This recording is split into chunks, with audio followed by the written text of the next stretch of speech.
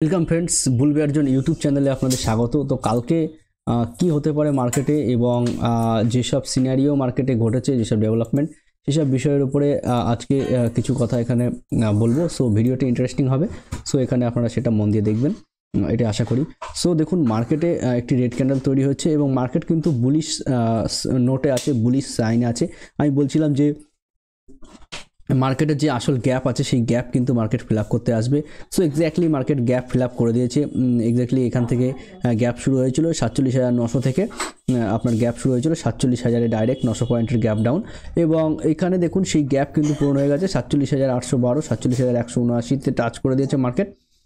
So মার্কেটে কিন্তু এখানে যথেষ্ট পরিমাণে 48,000-এর মার্কেট টাচ করে দিয়েছে। সো মার্কেটের গ্যাপ পূরণ হয়ে গেছে। সো মার্কেট আপসাইডে যদি কালকে খোলে ওপেন, তাহলে কিন্তু মার্কেটে প্রথম সিগন্যাল আসবে, মার্কেটে কিন্তু সেখান থেকে ডাউনফল হওয়া শুরু হতে পারে এবং আপসাইডে ডাউনফল হয়ে তারপরে মার্কেট আপসাইডে যেতে পারে। অর্থাৎ সবাই যখন বুলিশ হয়ে যাবে তখন মার্কেট কিন্তু নেগেটিভ সিগন্যাল দিতে পারে এবং মার্কেটে সেটা কিন্তু একটি ভিক্স কমে আসবে। অর্থাৎ মার্কেটে তখন কিন্তু একটি যে মার্কেট এরকমই চলবে, এরকমই থাকবে, এটাই ধারণা হয়ে যাবে। কিন্তু মার্কেটের প্রবলেম কখন হবে, প্রবলেমেটিক সিনারিও তখনই তৈরি হবে মার্কেট যখন গ্যাপ ডাউন খুলে এইসব জায়গাতে মার্কেট 15 মিনিট বা আধ ঘন্টার ক্যান্ডেল মার্কেট আরও নিচের দিকে যাওয়া শুরু করবে। সবচেয়ে বড় প্রবলেম হবে মার্কেট যখন 47,244-এর নিচে আসবে, তখন কিন্তু মার্কেটের সবচেয়ে বড় আপনার যে ভিক্স আছে সে ভিক্স কিন্তু শুট আপ করা শুরু করবে। সুতরাং মার্কেটে সেখান থেকে কিন্তু আমরা বড়সড় নেগেটিভ ক্যান্ডেল সিনারিও দেখতে পারি। এবং আপনারা জানেন কালকে 11ই মার্চ সুপ্রিম কোর্টের বেঞ্চ বসবে। সো এসবিআই এক্ষেত্রে বড়সড় ট্রিগার হতে পারে ডাউন সাইড করানোর জন্য ব্যাংকিং সেক্টরে। সো এসবিআইয়ের উপরে নজর রাখবেন। এসবিআইয়ের ক্ষেত্রে মার্কেট সকালের দিকেই কিন্তু বড়সড় কনভিকশন দিয়ে দিতে পারে। এসবিআইয়ের আমরা ডেইলি চার্টে যাব, এসবিআই ডেইলি চার্টে সেখানে দেখব যে এসবিআই কীরকমভাবে পজিশন করে রেখেছে এসবিআই। সো সেটাও আমরা দেখব আমাদের এফআইআই ডাটা, দেখব অপশান চেন। সো 15 মিনিট ক্যান্ডেলে চলে যায়। 15 মিনিট ক্যান্ডেলে দেখুন গত দুদিন ধরে, আমি যেটা আরও ক্লিয়ারলি বলবো, এখান থেকে মার্কেটকে উপরে নিয়ে যাচ্ছে। তারপরে দেখুন মার্কেট উপরের দিকে কিন্তু বেস্ট মোমেন্টাম কিন্তু পায়নি এবং এইসব এরিয়াতে মার্কেট দেখুন একটি ডাউন সাইড খেলে চলে গেছে। সুতরাং মার্কেটে কিন্তু একটি রেঞ্জের মধ্যে রয়েছে এবং মার্কেট যদি ডাউন সাইডে খুলে নিচের দিকে আসে তাহলে কিন্তু 47,200 এরিয়া টাচ করতে পারে। উপরের দিকে খুলে মার্কেট অনেকটা গ্যাপ আপ খুলে তাহলে কিন্তু ফার্স্ট সাইন হবে মার্কেটে কিন্তু শুট আপ করে মার্কেট নিচের দিকে আসতে পারে। সো গ্যাপ আপে কিন্তু সেল হতে পারে, এটা কিন্তু মাথায় রাখবেন। সো কালকে গ্যাপ আপ হওয়ার সম্ভাবনা কম আছে, যদিও এক্সিক্স নিফটি যেটা দেখিয়েছে সেটা কিন্তু মার্কেটকে আপসাইডে খোলার একটা চান্সেস আছে এবং খুললেই কিন্তু সেখানে শর্ট সেলাররা অ্যাক্টিভ হয়ে যাবে এবং সেখান থেকে কিন্তু মার্কেটে ডাউনফল হতে পারে।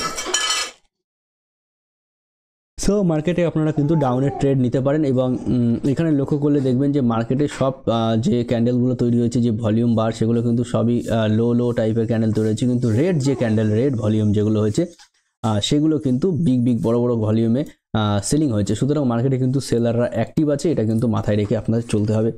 সো নিফটির ক্ষেত্রে একই সেম টু সেম সিনারিও এবং নিফটি কিন্তু এখানেও সাস্টেন করছে এবং নিফটি অল টাইম হাই আছে।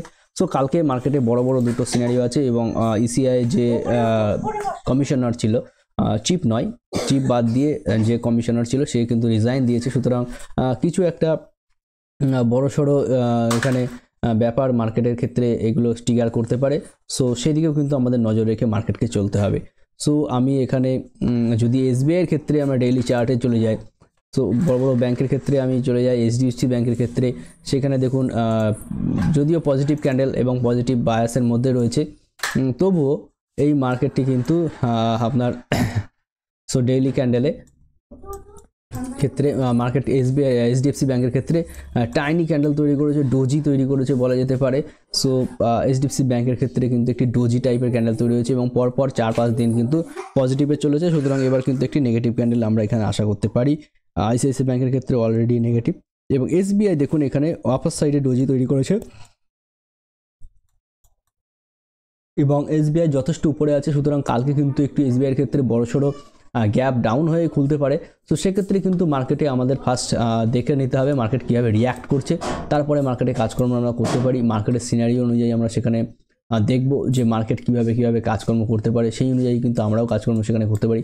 সো ফ্রেশ মুভ নেওয়ার জন্য কিন্তু কালকের মার্কেট রেডি নয়। আমরাও কালকে মার্কেটে ফ্রেশ মুভ নেওয়ার জন্য কিন্তু অনেকটা ভেবেচিন্তে আমাদের মার্কেটে নিতে হবে। দেখতে হবে ভিক্স শুট আপ করছে কিনা। ভিক্স যদি শুট আপ করে মার্কেটে কিন্তু আমাদের পজ করে যাওয়া উচিত। সো অ্যাক্সিস ব্যাংক নেগেটিভ ক্যান্ডেলে ক্লোজ করেছে। সো অ্যাক্সিস ব্যাংকের ক্ষেত্রেও দেখুন নেগেটিভ, সমস্ত ব্যাংক কিন্তু বেশিরভাগই ডোজি, নেগেটিভ ইত্যাদি ধরনের ক্যান্ডেল তৈরি করে গেছে। সুতরাং মার্কেটে কিন্তু ইনডিসেন্ট চলছে, যে কী রকম ধরনের আর্গুমেন্ট বা কী আসতে পারে সেটার উপরে কিন্তু মার্কেট অনেকটা নির্ভর করবে, মানে অনেকটা লাইট হওয়ার চেষ্টা করবে। সো কালকের ক্ষেত্রে কিন্তু আমরা মার্কেটে আমরা কিন্তু লাইট হওয়ার চেষ্টাই কিন্তু এখানে করতে পারি। সো ডাটা যদি দেখে নিই, সো ডাটা কিন্তু বুলিশ, এবং এফআইআই বাইং করেছে এবং ডিআইআই ক্যাশে বাইং করেছে, ফিউচারে বাইং আছে। ফিউচারে দেখুন ব্যাংক নিফটিতে অনেক বাইং আছে, নিফটির ক্ষেত্রে হালকা সেলিং করে গেছে। অপশানের ক্ষেত্রে নিফটি 50-তে সেলিং আছে। সো নিফটি 50 ডাটা কিন্তু এখানে বুলিশ আছে।